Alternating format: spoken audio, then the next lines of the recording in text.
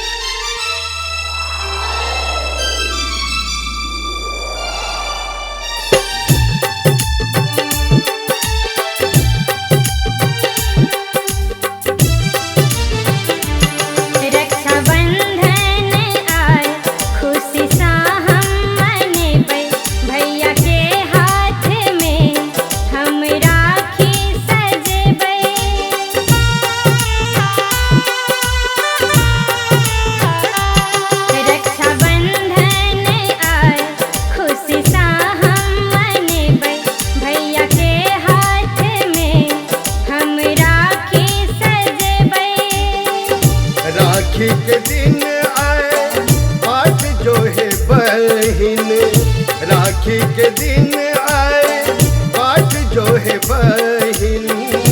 हमर जिंदगी में केहन एले कठिन, हमर जिंदगी में केहन एले कठिन।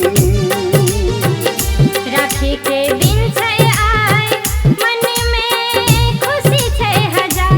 राखी के दिन छै आय मन में खुशी छै हजार।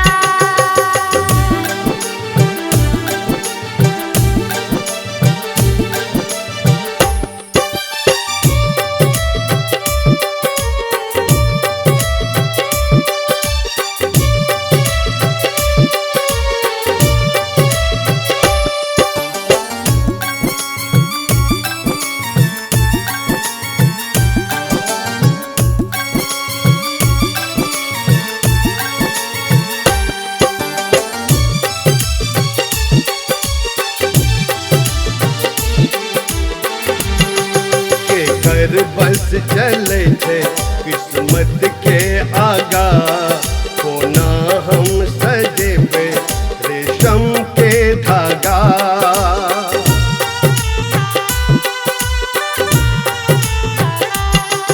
के कर बस चले थे किस्मत के आगा, कोना हम सजे पे रेशम के धागा।